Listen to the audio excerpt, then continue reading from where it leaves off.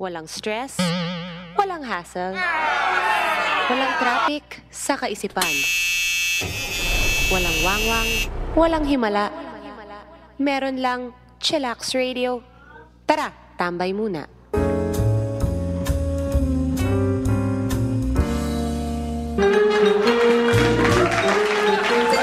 Mga kapatid, andito kami. Ano pa ba yan? Pinagpapawisan. Oo. Init eh. Ngayon po ay ika-16 na gabi ng buwan po ng Mayo. Ito pa rin po ang pinakamalamig na 2 oras sa Himpapawid. Ito po ang Chillax Radio. Ako po si Lord De Vera. Kasama po natin si DJ J. At ang nagbabalik na si Correct Jim. Alakpakan tayo lahat. Welcome po mga kapatid sa pinakaswabe, pinakamalambot, pinakabanayad na 2 oras sa area. Ito po ang Chillax Radio. At sana po kayo po ay nasa mabuting kalagayan. Ako Mabuti po, at malamig. malamig. Malamig? Oh, Meron bang malamig? Meron. Oo. Sa Baguio. Sa kwarto ko. Yeah. Ako po ang yung lingkod, Lord De Vera. Kasama po natin si DJ J.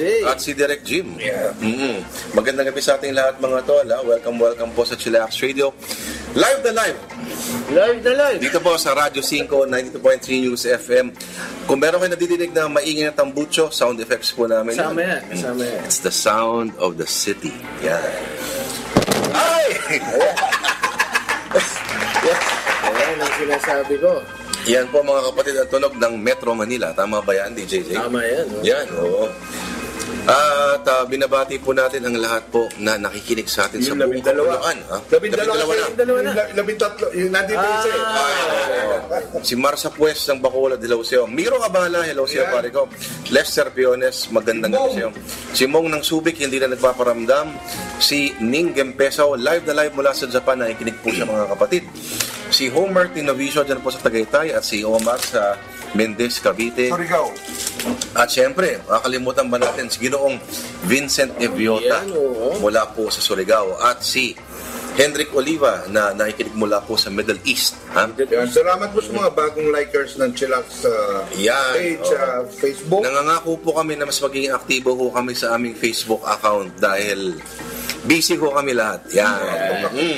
Nandun kami sa mga lugar na wala signal. Walang signal, gaya po ng Pag-asa Island. At sa Japan, may signal naman, DJ J. Maraming salamat po sa lahat po na tumutok ang 1 linggo. Kahit 2 lang ho kami ni DJ J.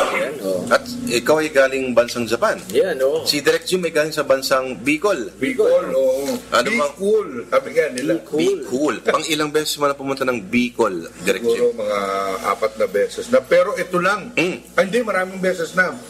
Gumawa na ako ng mga 7 na beses na. Ilang beses na gumawa ng storya tungkol sa Bicol, Mayon, kultura.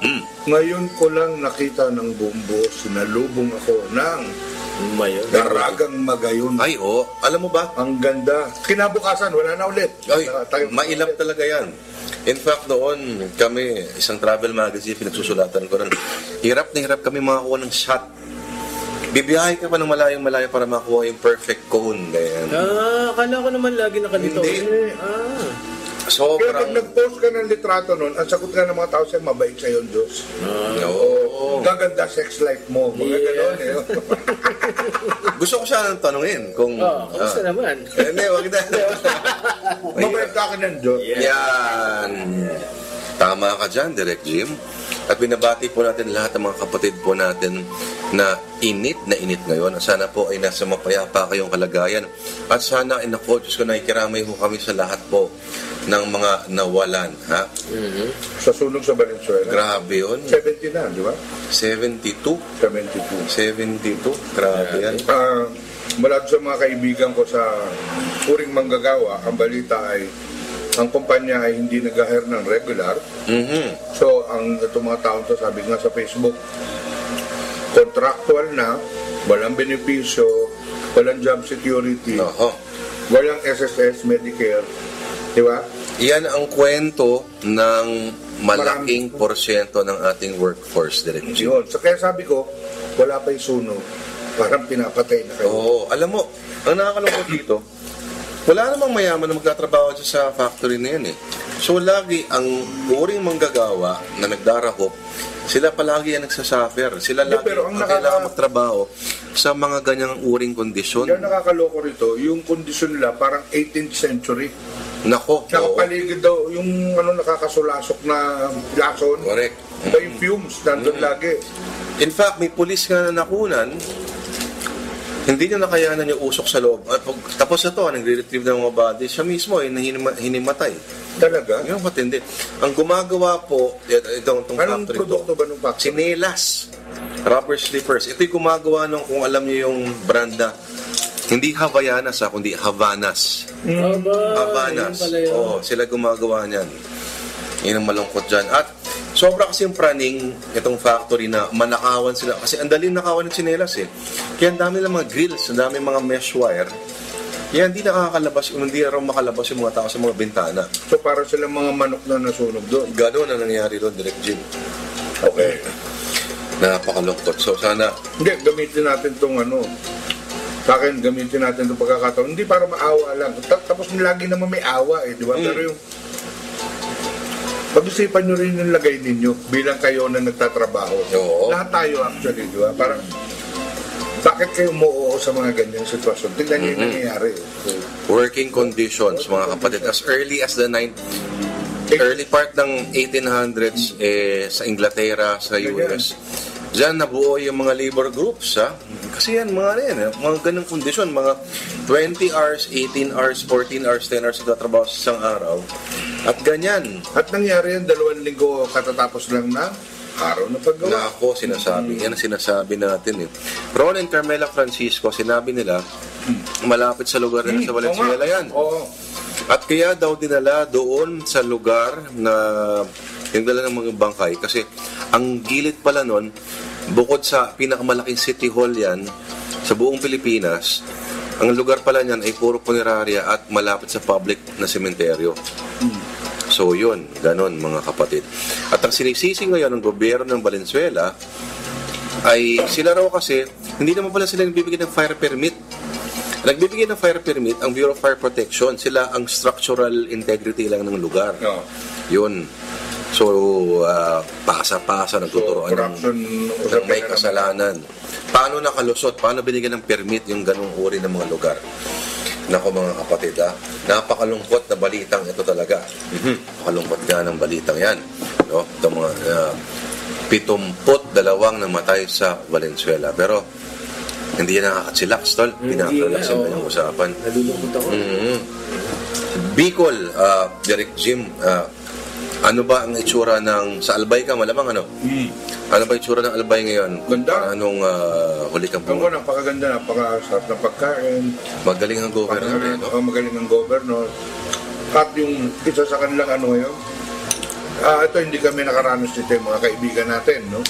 Sila Glenn Atanasio. ATV. Yun? Ay, oo. All-terrain vehicle. 2 oras hanggang sa paanan ka ng Mayon. Ito yung parang motor na 4 yung gulong, di ba? Para kang nakamotor ng 4 ang gulong na malaki, di ba? Yun ang... Tapos, ang dulo mo ay zip line pabalik. Sarap. So, kumbaga parang babagsak ka na lang, gano'n, mabalik. Oo, doon sa may Camsawa Ruins. At, syempre, Layo nun. Misibis Bay. Mga 1 oras lang, 30 minutos.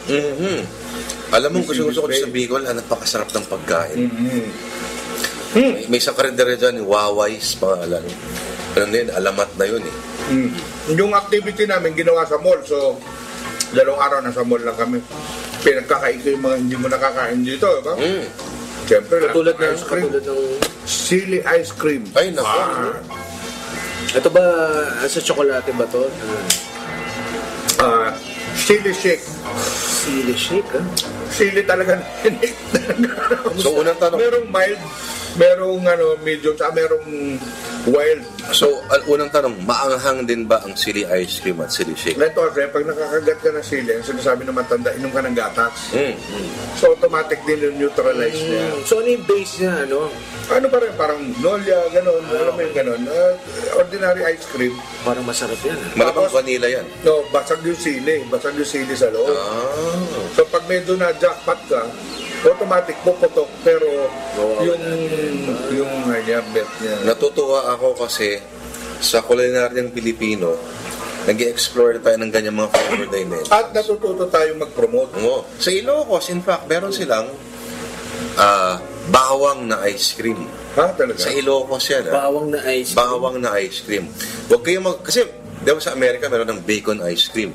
Huwag kayo magulat kung sa Ilocos magkakaroon din balang araw ng bagnet ice cream. Bagnet flavored ice cream.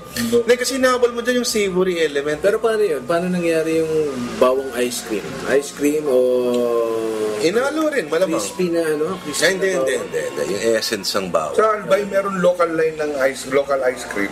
Dahil nga, sili ice cream, pili ice cream. Ay, pwede yan. Yan pwede yan. At tinustang bigas. Oh, pwede yun, ha? Sarap. Tinustang Tinikman namin bigas, natin. ha? Malupit yan. Binabati po natin. Kung naririnig po tayo dyan sa Albay, sa Legazpi, hello po sa inyo. Nakapakapalad po ninyo. Maraming adlaw. Yan. Mga oragon. Yung mga oragon. Ano ba yung oragon, Direct Jim? Paliwanag mo naman sa Lahat daw ng positive. Matapang, masayahin, magaling na tao. Yan. All that in one. So, pero ang original konsepto niyan, ang oragon ay para malibog, di ba? Tama? Parang Passion, di ba? Passion. May episode pa kayo sa correspondence. Yeah, oragon. Alala ko yan eh. Na ang root word pala niya ay dalawa kasi klase ng Kastilan dumating sa atin. Yung taga-Kastil at yung taga-Aragon. Hindi nga. Panahon ni Ferdinand and Isabela, di ba? Yun yung dalawang kingdom na ni-unite niya. Kaya Kastila tawag natin di Spaniard, di ba? Aragon. Kasi taga-Kastil. Yung mga nasa Bicol na Spaniards ay taga-Aragon. Aragon yan. Ang Aragon ba ay anong bahagi ba ng Espanya yan? Parang southern part, ito yung na-Islamize na part. So dati tong sakop ng Islamic civilization na kinuha ng Christian civilization. Kaya pagdating dito ng mga taga-Aragon tsaka Kastil, tinuloy nila yung laban ng Moro. Kaya Moro tawag nila. Yes. So, Dahil Moro, Moro. mga Moor yan eh. Oo. Isang pejorative term, kino-opt na mga taga Mindanao at ginawa nilang parang, kumbaga parang niggers, di ba? Parang gano'n eh. Mas ginawa nilang positive. Ang kanilang ay, yun, ang kanilang patron saint, si St. James the Killer of Moors, Santiago de Matamoros. Santiago. Diba? Hindi ko lang alam paano yung James pa naging Santiago, di ba? Oo nga, ako hindi. Pero si St. James ay ang patron saint ng mga sundalo. Na sundalo na Killer of Moors. Na Killer of Moors. Malupit yan. Grabe Hindi ko natutunan Ayan doon na. Oo. Kung meron mo kayo natutunan, Hindi ko namin sinasabi. sorry po. Hindi namin Wala kaming kinalaman dyan. Oo, gusto lang namin maging payapa lang po ang Sabado ng gabi niyo. Dahil Sabado ng gabi, DJJ, ano dapat ang estado ng kanilang pag-iisip? Dapat chillax lang. Relax lang. Kahit may init, malamig pa din. Malamig pa rin. At lilipas din to. Lilipas din yan. At mapupuno kayo Yan. ng lamig at tubig sa mga Yeah, wag naman ganon. Oo. Isipin na natin, ma-miss natin to, di ba? Hindi. Hindi ba? No. Hindi ba? Oh, Hindi, alam mo, pero nung nasa pag-asa tayo, Lord, di ba?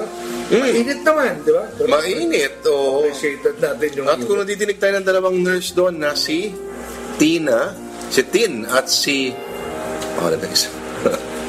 Si Ness. na sobrang maalaga. Sobrang maalaga. Wala na may mga alagahan. Ang dahil lang. tinulugan po namin doon ay ang Pag-asa Health Center Hotel. Oo. Yung health center, doon kami natulog. Sa sahig. Oo. At nung huling gabi lang nila na-realize sa wala pala akong mattress. Oh, Talaga? Wala- Saan ka wala- natulog? Hindi, may mattress pero walang merong Hindi kutsyon. walang malambot. Ganun. Kutsyon pero ibig sabihin walang Kobre kama. Walang kobre kama. Parang nung nakita nila patulog na ako, na may dugo yung mattress. Hindi nga. Ay, wala mo pala kayong kumot. Okay lang. Kinuha nila. Gano'n. So sa dalawang pinakamagagandang mga dalaginding sa isa na ng Na pag-asa. nagpupunta ng dulot-dulo para paligayahin ng mga Coast Guard. Oo. Talaga? Oo. Oo, dahil ang gimmick daw ng mga sundalo ron ay nagpapa-BP lagi. Nagpapabito.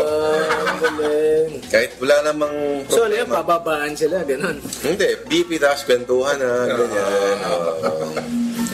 Tunay namang swabe talaga ang mga tugtugin mo, DJJ. Di ba? Balik Sana naririnig tayo sa Pag-asa Island. Sana nadidinig tayo sa Pag-asa Island. At kung nadidinig nga tayo sa Pag-asa Island, dyan po sa West Philippine Sea, kaduluduluhan na bayan po sa kanlurang bahagi po ng Balita Pilipinas. si EXO na Marines.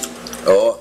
XO ng Marines, si CO muna. Tio. Si Major Ferdinand Atos ng Marines. Atos. Si XO Michael Mortel. Yan. Talagang veterano to ng mga Mindanao campaigns. Basilan. Si Mortel, sabay kami nasa Basilan. Napakasarap kakwentuhan ng mga kawani ng Philippine Marines, mga kapatid. Ibang klase sila. Ibang klase ang samahan nila. Ibang klase ang lifestyle nila. Talaga. So, makikita mo eh. At kung Magkwento ka naman, Lord, yung... Oo. Alam bang tinreten sila ng China? Oo, yan. Kwento mo yan. Habang nasa... pero plano. Teritoryo natin, ha? Teritoryo natin. Palanding mo lang kami. Oo. Dahil ang Pag-asa ay katabi ng Subi Reef. May Subi Reef. Kung nakikita ninyo yung mga pinapakita sa mga balita ng Department of National Defense na mga reef area tinatayuan ng kung ano ng China. Yung isa raw kadikit ng Pag-asa. Parang kumbaga parang dito sa Mandaluyong tatawid ka lang ng EDSA, parang ganon. Meron ng construction ng China. At kitang-kita mo sa gabi yung mga pinagagawa, yung mga hayop na yan. So, nasa aeroplano sila. Nasa aeroplano kami, palanding pala kami puntang Pag-asa Airstrip. Abay, binantaan kami. Paano Na lumilipad raw radyo kami. kayo, ganun? Oo. Lumilipad raw kami sa teritoryong militar ng China. Ganon. Ganon na. Yung malupit na. Kaya magandang move ng Armed Forces of the Philippines na si General Gregorio Katapang na dalhin ang media ron. Ano? At ito nga. At tayo promote yung turismo.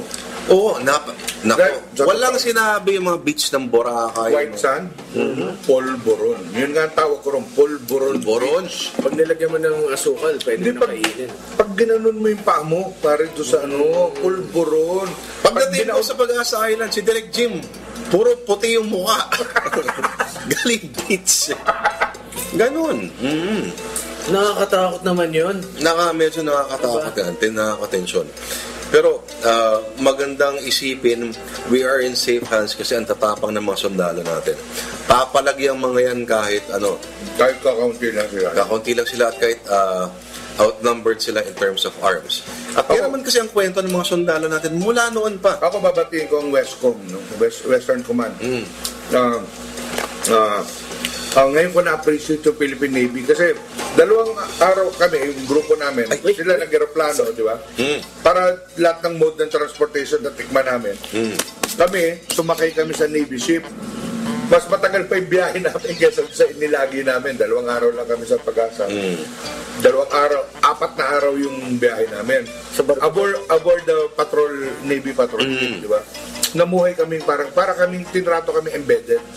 So namuhay kami na parang Navy rin kami. So gagalangin mo yung anong oras ang kain nila, ganun. Pati tulugan na marami na puyat sa amin. Galing. Ang lalakas namin maghilik.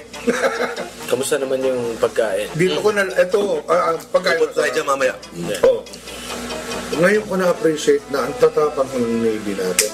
Pag nakita ninyong 2 araw na kayo tumatakbo sa open sea at teritoryo pa rin ng Pilipinas at sila lang ang nandun, ma-appreciate mo po tapang nitong mga to. Kasi anytime, malalaki na barko ng China na makakasalubong nila. At hindi nila atrasan yun. Yan ang ano. Alam mo, noon pa lang yan eh. Sinasabi nila, di ba, noong World War II, di ba, pinigilan ng mga Amerikano ang mga ROTC noon na lumaban. Ito mga ROTC guerrillas natin. ROTC hunters. Kasi mga bata eh, 17, 18 years old. Sinabi nila, na isang opisyal ng Reserve yan eh. Oh. Kaya Reserve Army natin. Sinabi nila, we do not need anyone's permission to fight for our country. Kaya pumalagi ang mga yan. At karamihan sa mga Yan guerrilla yung hunters guerrilla. na nasa Maynila ng mga yon ay mga ROTC, mga bata. Isipin mo mga, di ba ano yung mga ginagawa ng mga bata ngayon? Mga hip-hop, ganyan. Nung World War II, mga kapatid, mga lolo-lola natin ay pumapalaglaban sa mga dayuhan. At ito malupit dyan. Pagkatapos ng World War II, nagkaroon ng Korean War. Noong karamihan na lumalaban sa side ng mga komunista noong 1950s sa Korean War, ay takot na takot pag nalalaman nila na ang mga sundalong lumalaban pala doon Ay, mga Pilipino? ay mga Pilipino kasi may experience tayo noong World War II. Oo. At some of the best soldiers daw ay mga gerilla ng Pilipinas. At takot na takot ang mga Chinese communist troops noon sa mga sundalo natin. At kung tutuusin mo, lumalaban tayo sa terrain na hindi tayo sanay kasi malamig eh. Di ba? Ganon katindi ang mga sundalo Parang natin. kumbaga sa eskwela, ganito ang sitwasyon eh, Pilipinas, China. Parang yung mga kaklase mo maliit pero bato-bato na hindi matras, yung kalaban nila, mga anak mayaman lang, na may bodyguard, na may kotse, na may ganon. Yun ang sitwasyon, pero kung papalag tayo. Napalag tayo. Yun. Although, ayaw namin, kami ni Lord, ayaw namin, tsaka hindi dapat, yung mambuyo ka, bubuyuin mo yung gera. Kasi maraming mainit na eh. Oo. At sa totoo lang, Ulitin po natin mga kapatid, kami po ni Direk Jim, hindi lang bubuyo. sa loob po ng ilang araw Sa linggo, higit. halos isang linggo. Kami proyekto po kami para po sa Department of Foreign Affairs sa pamamagitan po ng Presidential Communications Operations Office ay may ginagawa ko kami dokumentaryo tukol po sa ating claim Pag-asa. dyan po sa West Philippine nila Sea. sa Araw ng Kalayaan. Mapapanood mo nila sa Araw ng Kalayaan. Yun nga lang, hindi po sa Channel 5. Sa PTV4. Yan. Kami po ay nagpunta sa Kalayaan Island Group. Kalayaan Group of Islands. At before that, nagpunta rin, dumalo ko kami sa Baho de Masinloc. Yung Ito yung parte ng mapa na pag tinignan ninyo, nakalagay sa mapa, South China Sea, kaliwa ng Pilipinas pag nakarap sa mapa. Na ang sinasabi natin ngayon, yung South China Sea na yan ang dahilan kaya sinasabi ng China, amin to. Kasi kahit kayo ang tawag nyo, South China Sea. Hindi po, West Philippine Sea ang Kaya tawag. ngayon, dapat ina-assert natin ang ating claim. No? At nagpapasalamat po kami sa lahat po na walang sawang tumututok sa programang ito. Kahit wala ho silang napupulot na kahit anong impormasyon na bago Ang 13 natin. o aral sa buhay. Kundi, wala lang, humilata ka lang, di ba? Minsan, sasabit na tula, di ba? Tsaka ho natin gagawin yun kasi nakaka-stress eh. No? Pag medyo malamig-lamig, Yeah. natututo na ako. Pag medyo tagulan na, no? Oo. Malapit na. Oh, pansin mo, no? Karamihan sa mga lugar na... May kumasok na bagyo, di ba? Ay, hindi ano yan. Oo. Yung dolphin, sasadsad lang yun sa Philippine Air Responsibility. Pero si Dodong, nakapasok at medyo nagparamdam dyan po sa Hilaga ng Luzon, sa Batanes at sa Babuyan, Grupo Pailas at sa Santa Ana, Cagayan, mga kapatid.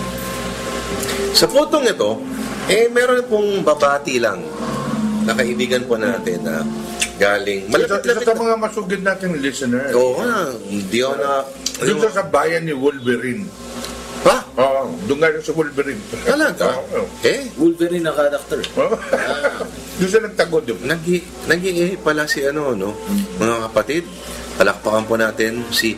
Eloisa Toledo, France. Yan. Hello. Galing sa Canada.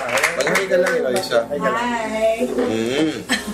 Di Eloisa ay natagpuan niya ang kanyang poetic voice nung nasa Canada na siya in exile. Yan.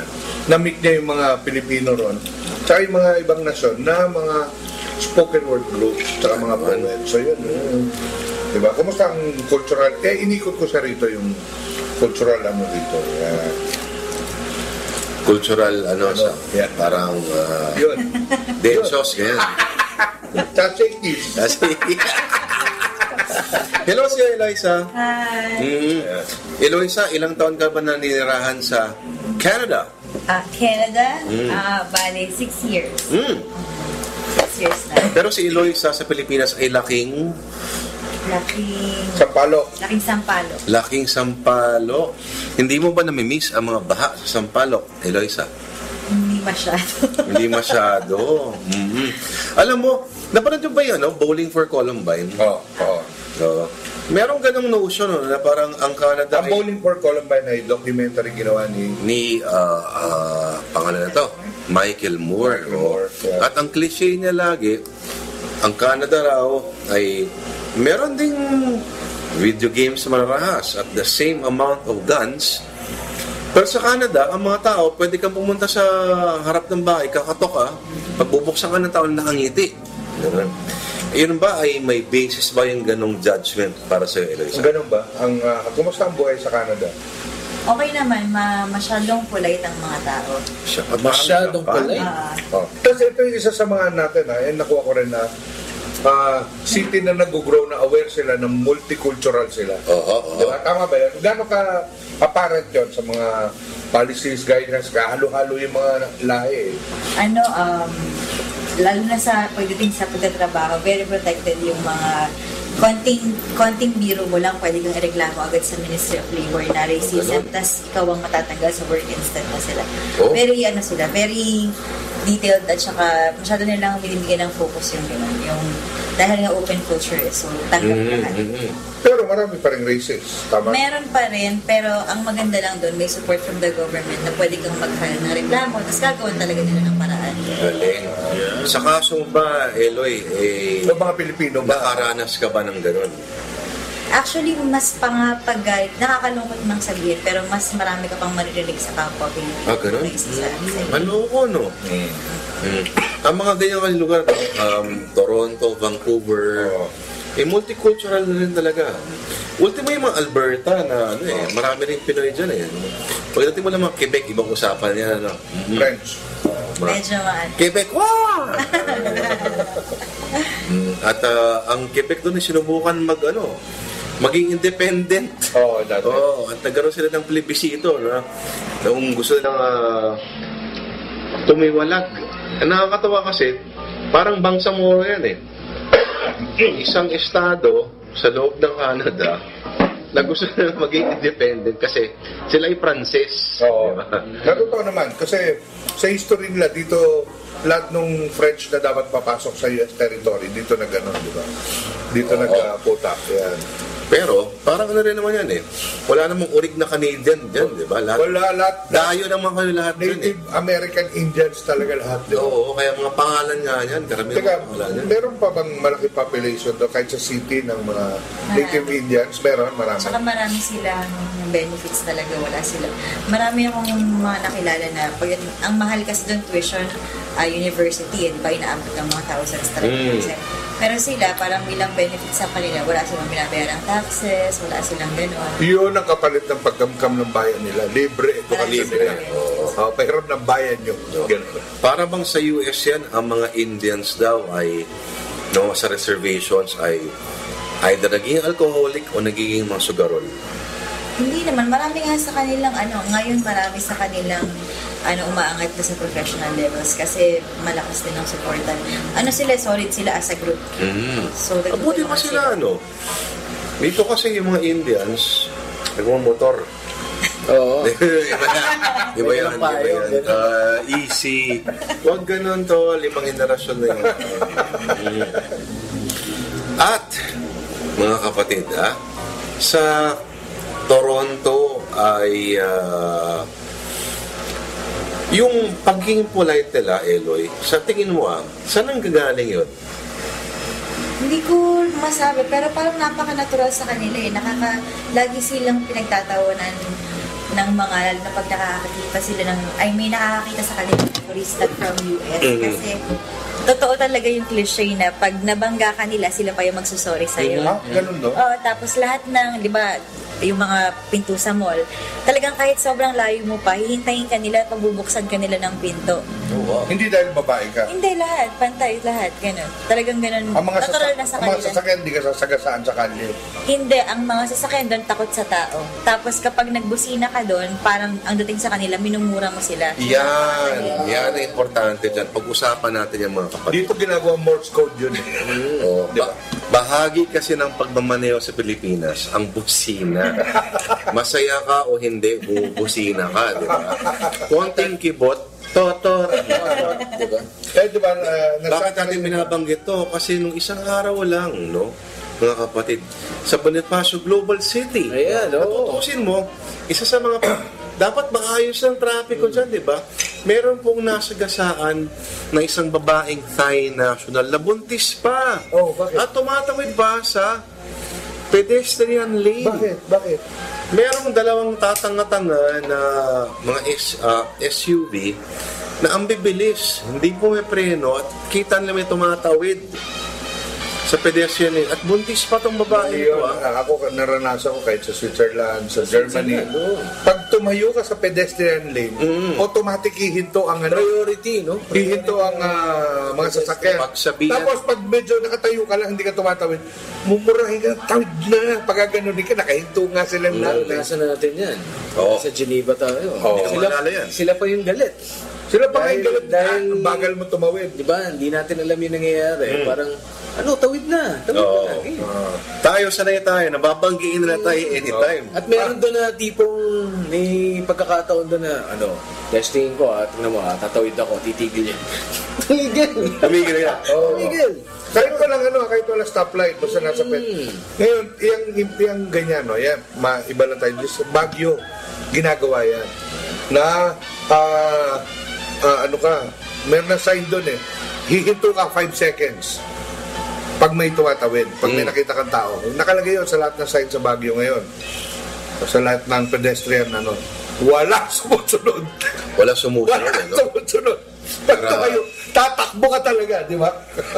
Oo kasi pag sabihan natin sa mga sa mga nakikinig po ng mga motorista ngayon, Mamaneho. hindi ko namin alam kung paano nyo nakuha yung lisensya ninyo. Pero kung makakita ko kayo na bahagi po ng kalsada na may mga parallel na mga guhit, ibig sabihin po nun, pedestrian lane. Ganito ang general principle ng vehicles. Okay. Ang lupa ay para sa mga tao. Kaya mo nire-rehistro sa sakyan mo at kailangan mo ng lisensya para imaneho yan.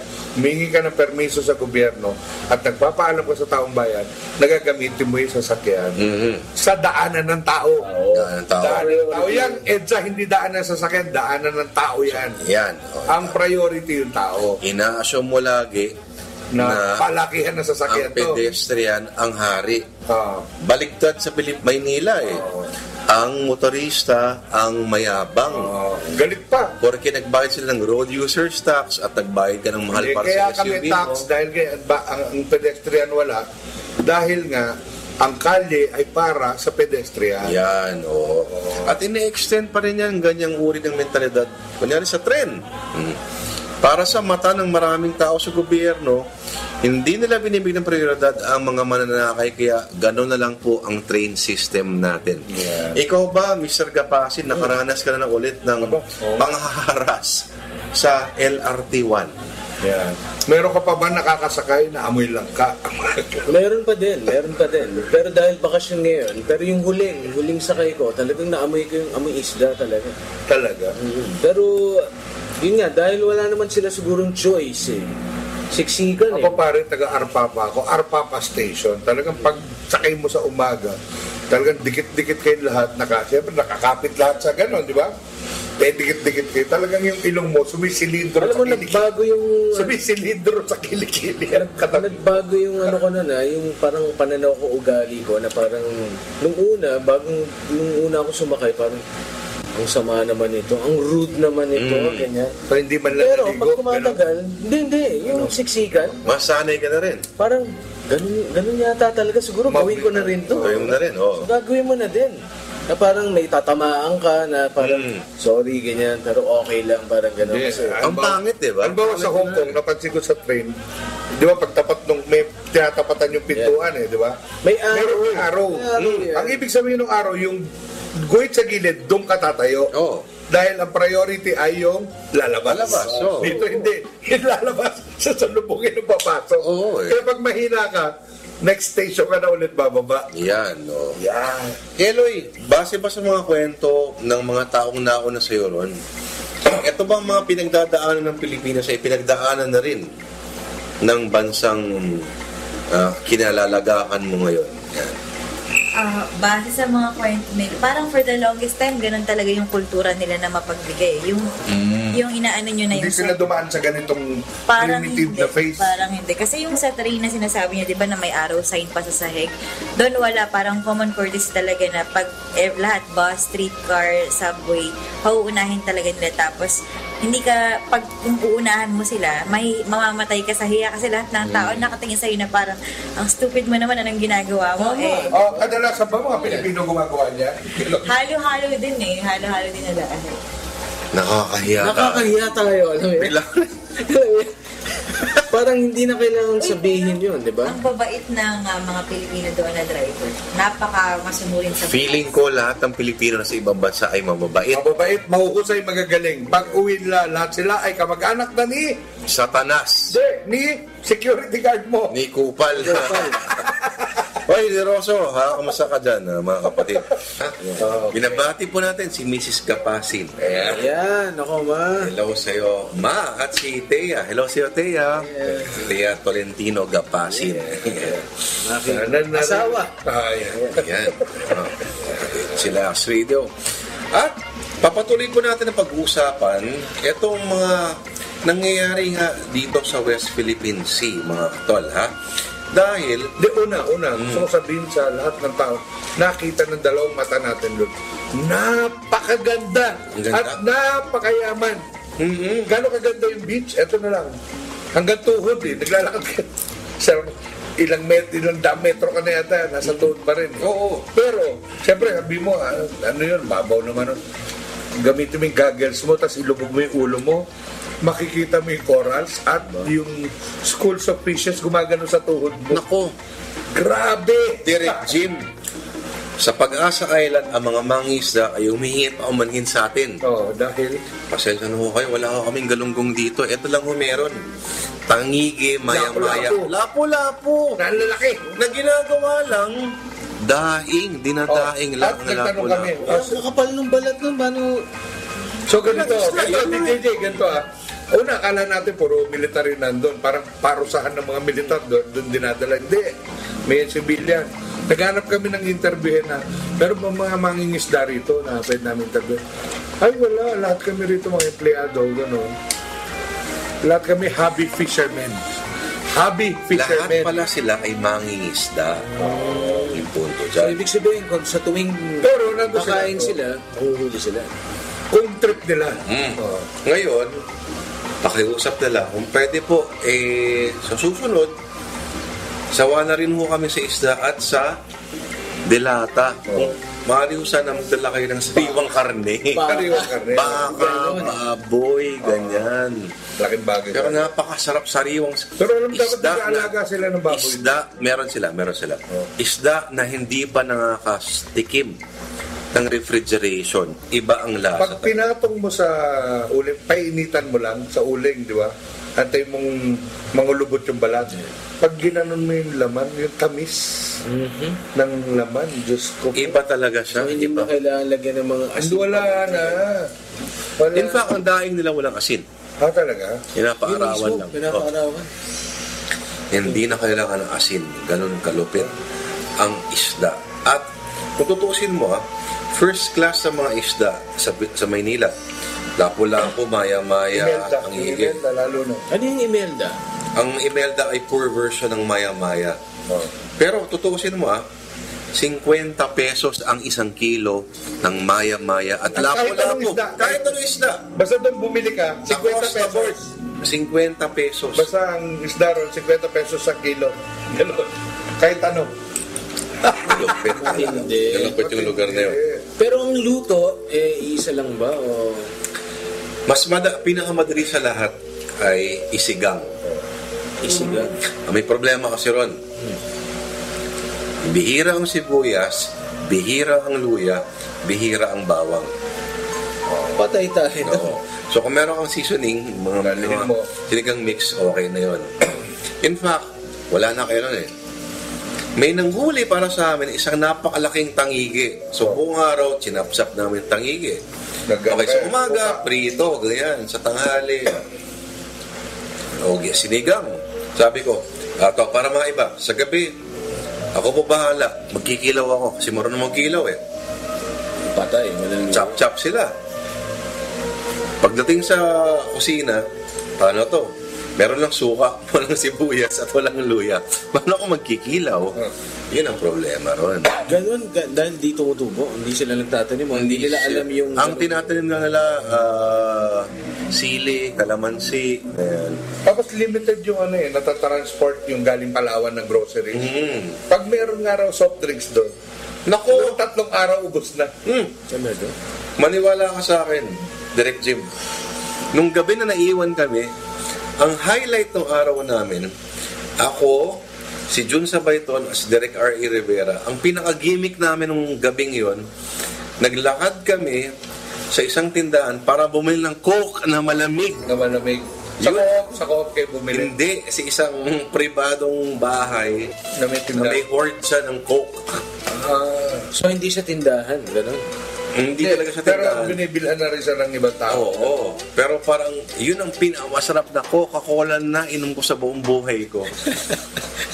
Kasi buong araw, kasi yung kuryente may oras lang eh. So yung ref mo, wala. The rest of the day. So parang pag nakatingin ka ng Coca-Cola na malamig, ay maluluha ka talaga. Pero magbabago na yun within the next few months dahil nagkakaroon na ng solar doon. At sana, sinabi kasi na bahayag ng AFP Chief of Staff ay pinopromote daw nila sa turismo yung lugar na yun. So sana magkaroon ng commercial flights doon sa lugar na yun. Napakasarap ng tostitos na kinakain natin mga kapatid. Pero bawal po yan dito ha. Bawal yan. Sa booth ng radio. I-imagine lang natin yan. Ni-imagine nyo lang yan. Mamaya tayo babalan yan pagkatapos nito. Mga kapatid ha. Wala pa rin katumbas ang piniritong maya-maya o tangigi na binubudal fight mo pa. My God. Ano ang significance ng Boodle Fight? Direct Jim? Ayan, kinuwento sa amin. Ang Boodle Fight pala ay sa warrior tradition. Ayan. Warrior tradition. Yung mga warlords ang unang kakain ng kung ano nandun sa nakubkub nila na lugar. Di ba? At yung lahat ng matitira, ilalagay sa isang mahabang mesa para pagsaluhan ng mga plebo ng mga So, may sundalo. titira muna. Yung warlord. Hindi kasama dun sa ano. Lahat ng matitira, lahat ng hindi niya nagalaw, ilalagay sa isang mesa yun. Para sa mga sundalo. Yun ang Boodle Fight. Bakit Boodle Fight? Dahil mag-aagawan kayo. Talaga Oo. Kasi nasa isang mesa lang. Agawan talaga sa ano eh. Gawin nyo muna natin kain. No? Nahihiya pa yung mga Marines eh. May pa sila. Talaga? So, paano yun? Agawan? Ibig sabihin, ganun ka Hindi, may konti? pwestuhan kasi yan. In fairness, pwestuhan naman. Pero yung mga kasama natin, mga galing Maynila, ay hindi sanay magkamay. Ba? Yan. Technique kasi sa pag nagkakamay ka, ang tagatulak ng kanin, pagkain mo, ay ang hinlalaki. Lalaki. So, So, paano nagkamay? Hindi. Ewan ko paano yun. Ginawang kutsara, tapos ginagano. ganun, no? Aba, Mali medyo matagal yun. Oo. Dapat igaganon mo mo ito. Tupukin mo siya doon sa daon na Oh, saging. yan, ha? Saka mo yung scoop, tapos tutulak mo. Di ba? Ikakalampos ito a ball. Yan. Pero binabati natin ang kaibigan si Darin Bailon na perfect gumawa ng adobo. DJ. Ano yung adobo naman ang ginawa niya? Ito yung adobo, napakasarap Hindi, hindi. Siya kumuha. Puro isda. Hindi, may dala kami. Ang sarap-sarap ng adobo na yun. Pinakamasarap na adobo na nakain ko siguro in Yung recent years. nangingibabaw ang mantika. Oo, eh. Oo, eh. At open si Darin na dala mo yung ingredients mo, ipagluluto ka niya. Yan. Oh. Ang address niya ay sa 18th Avenue. 15th Avenue. Kaya ang DJ, hindi ko narinig yung kwento mo tungkol sa Japan. Iba naman doon. Iba naman ang pagkain nila. Ito, pinakamabilis. Pinakamasarap na nakain mo. Alam mo, para sa akin, pinakamasarap, saka pinakanakahagulat, yung tinatawag nilang curry rice. Biyabu, dito. Ayan. Hindi, ang ano kasi natin, di ba, kailangan may kanin, may ulam. Oo. So feeling ko, yung curry mismo, yung kaldero, Oo. may karne doon. Ganun. Buti nga, napahiya pa ako. Buti nga hindi ako naiintindihan dahil parang nag-request ako, saan dito ang may karne? Oo. Hindi niya nag-get. So parang binuhos lang yung curry sauce lang. Oo. Yung literal, curry rice. Kanin nila, Japanese rice, saka Curry sauce. curry sauce. Pero mukhang may karne sa... Wala. Sabaw lang talaga siya na pinakuluan. Pero lasa, Diyos ko. Nung una parang, hindi yata okay ito. Pero nung pagtikim ko parang, wow. talaga. Ito yata yung pinakamasarap na curry na natikman ko. Grabe. Walang karne yan, walang kung ano. Walang karne, walang karne. Ang pinakakarne ko na sinubstitute doon yung tumagon nila. Oo, yung itlog. Oo. Alam mo ba, Direk Jim? Ganun pala. Ang unang-una kong tikim ng yung curry rice na yan, sa'yo. Saan? Yung bahay mo dati na malapit lang Nga. sa Teacher's Village. Dito. May isang lugar dyan na parang karinderya lang. Na hapon, na nagluluto. Saan yan? Saan yan? Katabi ng spa. Sa Papuntang likod Claret. ng Pure Gold. Pure Gold na ngayon, dati yun Elaine. Okay. Diyos na Oo, natikman mo pala yun. Ilang beses ako bumalik doon. Hindi mo Hapon ang nagluluto. So, napakasarap. nagbubukas sa alas 4 lang ng hapon. Alas 3 pa lang nandun na ako. So ano, ganun din? Walang karne? Hindi, ito may karne. Meron. Tanungin natin ang ating binipini ng mga Ayan, mga Toronto. ang daming artisanal food sa Ano ang pinakamasarap na nalagay mo sa kamanga mo sa syudad ng Toronto? Binibini. Pagkain lang, ha? Eloisa. Ang pagkain ba? Ay! Meron doon Thai mango chicken. Naku. Thai mango chicken.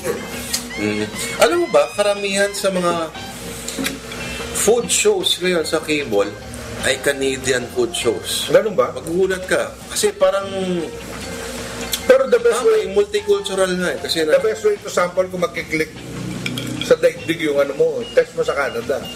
Kasi pag nagtayo ka ng restaurant doon, multicultural yung society. eto, Eloisa. Pag nag-English ka ba, merong A sa dulo? Hindi mo siya mamamalayan, pero eventually ma-acquire mo. Paano yun? Sabi ko na yun. Sample. Ah, Isang phrase. Halimbawa, mahilig sila yung parang tinanong mo na, tapos uulitin yung sagot. Parang sinabi mo na, that's beautiful ganon. Sabi niya, oh, is it? Ang sasagot nila, ganon. So parang sinabi mo na, ang sagot niya, ganon pa rin. So parang kayong Kala ko naman yung mga... Parang Singapore na. Kala ko naman parang mga taxi driver dito. Sir, kanan tayo. Kanan tayo, sir? Kanan tayo. Parang ganon. Kanan na nga sinabi. Parang Singapore, parang la. Parang la, Singapore. Wala. Si DJJ kasi matagal na nanirahan sa bansang Singapore, mga kapatid. Kailan mo naalis yung la? Hindi. Kahit kailan yata, hindi ko na... Na-acquire yun. Hindi ko na-acquire. Mabuti na lang. La at is it? Yung is it? Ano yung Singaporean din yan? Is it? Ay, naku. Dito, bago naman kasi. I know, right? Saan, dito? I know, right? Nung una mong uwi mula Canada, Eloisa, ano yung pagkain na hinanap mo? Ang unang hinanap ko, Jollibee, pero halo-halo yung unang kong nakain. No. Halo-halo sa Jollibee. Wala Hindi halo-halo sa Chowking. Walang Jollibee sa Toronto? Magkakaroon later this year. Aba! Gulat ako doon. Jollibee. Hindi, kasi importante. Hindi kasi nagluluto si Eloisa. Ang buong pamilya nagluluto ron. Ang pagkain ay hindi lang simple ang pagkain. Ang pagkain ay alaala. Memories Portable yan. cultural product. Oo. Yan ay Galing, ha? suma total ng iyong pagkatao. Lalo na yan ang kinalakihan mo. First time mong tikim ng isang bagay, lalo na pag Pinoy ka, may konteksto, naalala mo kung sino kasama mo. At least ako kung ano yung sitwasyon, kailan mo natikman yun. Di ba? Pag nakakain ka ng adobo, ilang klaseng adobo yung nakain mo. Ganun, di ba? So, kaya sa akin, memorable, yung adobo, Ni Ginger Bailon. Oo, Ginger. Malupit. Also known as Chuchu. Chuchu Bailon, mga kapatid, ha? Ang malupit na cinematographer, ha? At t-shirt printer, siya po si Tom Tees, mga kapatid. Panda Bear. Yeah. Panda Bear. Pinag-usapan po natin ang pagkain, siyempre. Oo. 80% ng pinag-uusapan sa Chillax Radio ay pagkain, mga tala. Oh, Kasama ang guest natin si Eloisa Francia. Eloisa Francia, alam natin na malamig sa Canada, no? Ngayon, Mayo sa Pilipinas. Ikaw ba bilang, siyempre Pinoy ka naman, no? Na lumaki sa Pilipinas. Sa palagi mo ba, iba yung init ngayon kumpara nung bago ka umalis? Parang yung init noon mainit lang pero may hangin. Pero yung init ngayon parang lagkit na lagkit Na, na. yan ang sinasabi ko dyan. Sa Toronto ba, ano yung pinakamainit na umiinit na naman na parang ganito? Doon naman pag mainit, walang kahangin-hangin kayo. Pero tuwang-tuwa yung mga tao kasi sabik na sabik sa iyo. Ayun. Pinakamainit yata ay 42. Hoy, umabot na ganun? Extremes yan, nagne-negative 42 ng winter pero pag summer umaabot yung 40. Pero mainit yung 42. Para sa kanila. Kasi ang record lang natin for this year, sa Maynila, 36.4. Hindi ba tayo ng 48 ngayon? Wala pa. Pero kasi, yun yung temperature, iba pa yung heat Teka, index. yun yung yun yung buga ng araw sa atin. Oo. Iba pa yung bibingka effect. Iba pa yung heat index ay Yung pag-iinitan ng semento, ayan na, yung balik sa'yo. halo-halo na yan. Buti ka hayop ka, nakatira ka sa tabi ng mall. Well, ganun eh. Pag wala ka pabayad na kuryente, doon ka lang sa mall. Yan. Patay mo, di ba? Ay naku mga kapatid, baka mag-overtime na po tayo, ha. Pasalamat po tayo sa lahat po ng mga nakinig sa gabing ito. At nagpapasalamat po tayo sa ating espesyal na panauwi na si Miss Eloisa Francia. Ayan. Happy birthday, Eloy. Ay, birthday mo? Sa Sa 20. May Ay, happy birthday. Happy birthday, Eloisa. At pauwi na si Eloisa sa kanyang birthday. Ay. Pakalungkot. At ngayon lang natin nakadaupang palad ulit si Binibining Eloy. Ano tawag siya sa Toronto? Louie kasi hindi nila mabigkas yung OI. Kaya nahihirapan sila. Louie. Yan. Okay, Louie, maraming salamat sa'yo. Palakpakan tayo lahat. DJ J, Direct Jim, nabuhay po tayo lahat. Buhay tayo lahat. Mulit-mulit, binabati po natin. Kung nakikinig sila, ang mga magigiting natin tagapagtanggol ng isla ng pag-aasa dyan po sa West Philippine Sea. Ang Marines, ang Air Force, ang Coast Guard, Engineering, Coast lahat Guard, po sila. lahat. Ang pulis, na wala akong nakita ang pulis. Wala, di na Walang laman ang kulungan. Walang laman ng kulungan. At lahat po na bumubuo ng munisipalidad ng Kalayaan. Mayor Bitoonon, Mayor Bitoonon at si Administrator Pernia. Ikaw po sa inyo. Si at Imelda sama Pernia. na natin ang magigiting na tao ng Western Command. Western Command. Ito po ang Chillax Radio. Mabuhay po tayong lahat.